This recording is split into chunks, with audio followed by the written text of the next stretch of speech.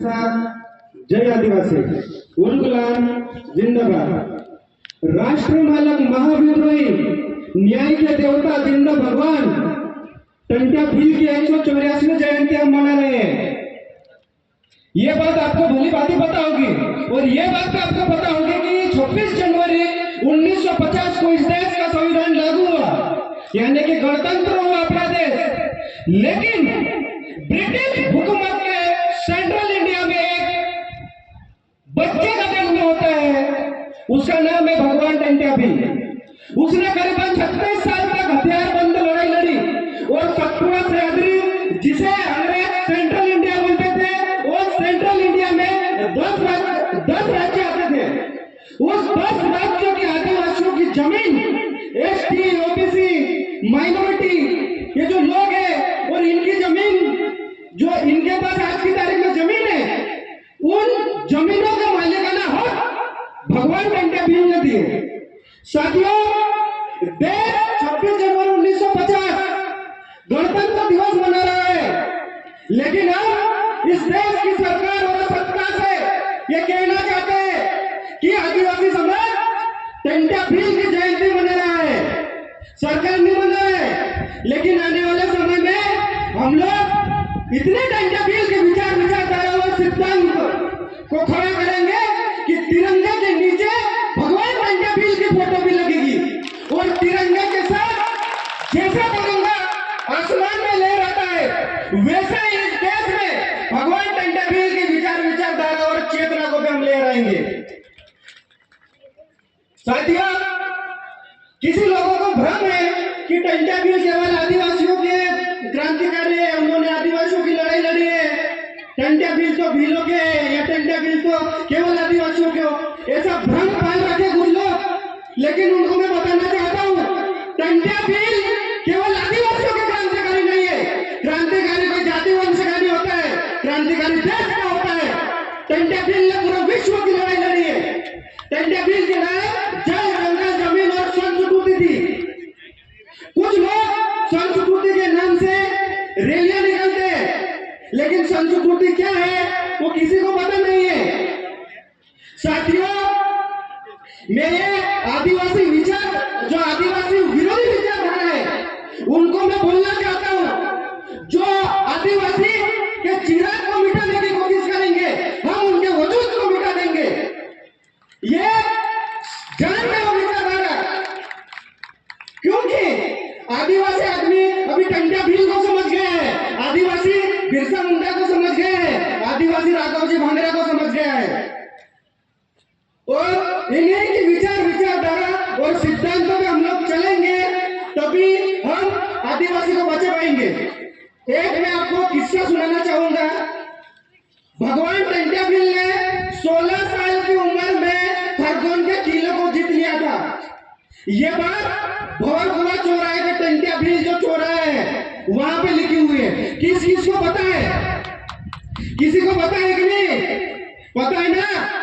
वहां पे जाके पढ़ना और आप पढ़ोगे तो वहां लिखा होगा कि टंट्या भील ने करीब 16 साल से लड़ाई लड़ी, सामाजिक जीवन में उन लोगों ने नेतृत्व करा और 36 साल तक हथियारबंद लड़ाई लड़ी। और इसी क्षेत्र में जो सतपुड़ा सह्याद्री बोलते हैं, उसमें 7,27 हेक्टेयर जमीन भगवान टंट्या भील ने राजा महाराजाओं, सामंतों से, अंग्रेजों से छीन के आदिवासियों को दिए। इसलिए आज हम टंट्या भील को याद कर रहे हैं और इसीलिए हम भगवान टंट्या भील को भगवान बोलते हैं। और कुछ लोग ऐसे बोलते हैं कि टंट्या भील तो क्रांतिकारी था, उसे भगवान क्यों बोलते हैं? जो काम भगवान ने नहीं किया वो काम टंट्या भील ने करा, इसलिए हम टंट्या भील को भगवान का दर्जा देते हैं। क्योंकि आज की तारीख में और एक बात हमेशा आती है कि हम मालिक के आदिवासी, तो इस देश के मालिक कैसे है ना? आती कि नहीं आती? कोई आपको प्रूफ मांगेगा कि आप इस देश के मालिक हो, तो आप आइडेंटिफाई कैसे करोगे कि आप इस देश के मालिक हो? करना पड़ेगा ना। अपन क्या बोलेंगे? हम संस्कृति को मानते हैं, बोलेंगे कि नहीं बोलेंगे? सब बोलते हैं ना। लेकिन संस्कृति क्या है? मालिक क्या है? आदिवासी क्या है? संस्कृति क्या है? इतिहास क्या है? सभ्यता क्या है? जिस सिंधु घाटी सभ्यता के अपन वंशज है, उसके आज बात करते हैं आदिवासी समाज। कौन बात करता है? से 7,500 साल पहले इस भारत भूमि पर, भारत भूमि यानी कि आज का पाकिस्तान, भारत भूमि यानी आज का बांग्लादेश, भारत भूमि सिंधु राष्ट्र यानी नेपाल, भूटान और अफगानिस्तान और जो म्यांमार है वो आधा क्षेत्र, वो है अखंड भारत, वो है सिंधु राष्ट्र। सिंधु राष्ट्र का मतलब होता है आदिवासी भारत और हिंदू राष्ट्र का मतलब होता है आदिवासी मुक्त भारत। ये बात आपको समझनी पड़ेगी। चाहे कुछ भी कर ले, हम खुले दिल से बोलेंगे, क्योंकि हम टंडे बिरसा की कौम के सैनिक है, हम टंडे भील के सैनिक है, बिरसा मुंडा के सैनिक है। हम करने वाले लोग नहीं है, लड़ने वाले लोग हैं। सतीश पंतम दादा के मार्गदर्शन में हम लोग काम कर रहे हैं। साथियों, हमें ये बड़े बड़े हम लोग कार्यक्रम कर रहे हैं, करना भी चाहिए, लेकिन एक बात है, आप सोच लो, कोई से भी संगठन से हो, कोई से भी पार्टी से हो, लेकिन आपको केडर बेस्ड ऑर्गेनाइजेशन समाज में स्थापित करना पड़ेगा, क्योंकि दुश्मन आपसे किस विचारधारा से, किस वेपन से लड़ रहा है ये आपको पता नहीं है। टंडे भील ने बंदूक से लड़ा है, टंडे भील बिरसा मुंडा ने तीर कमान से लड़ा है, लेकिन आज की तारीख में जो दुश्मन है तुम्हारा, वो धर्म को वेपन के रूप में यूज कर रहा है, राजनीति को वेपन के रूप में यूज कर रहा है। कर रहा कि नहीं कर रहा? आज के क्षेत्र में आके ईसाई लोग, हिंदू लोग, जितना भी जो धर्मपंथ लोग है, वो फैलाने के लिए फैलाना संक्रमण आपकी कौम के लोगों को कम कर रहे कि नहीं कर रहे? कर रहे हैं ना? तो आपको वेपन क्या है? आप किस वेपन के जरिए लड़ रहे हो? ये संवैधानिक देश है, संविधान के दायरे में लड़ रहे हैं, संविधान के दायरे में लड़ रहे हैं, लेकिन वेपन क्या है तुम्हारे? वेपन तो होना चाहिए ना वो विचार है कि नहीं है समाज में? जब तक समाज में सामाजिक विचारधारा स्थापित नहीं होगी और जब तक समाज में सामाजिक उठाव नहीं होगा, और पूरे देश के आदिवासी, ऐसा नहीं कि एक क्षेत्र का आदिवासी, ऐसा नहीं कि आप भील की बात कर रहे, ऐसा नहीं कि आप गोंड की बात कर रहे, ऐसा नहीं कि आप कोरकू की बात कर रहे।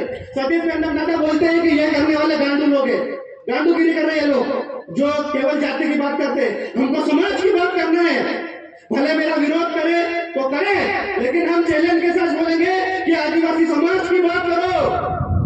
संगठन, पार्टी, क्षेत्र, व्यक्ति, इसको सब हटा दो साथियों, और यही वास्तविकता है। तभी हम इस देश के मालिक, तभी हम इस देश के जो मूल मालिकियत की आइडेंटिटी है हमारी, उसको हम साबित कर पाएंगे। साथियों, मैं यही बोलकर मेरी वाणी को विराम देता हूँ। मुझे सुना इसलिए आपको धन्यवाद। बहुत बहुत धन्यवाद भाई।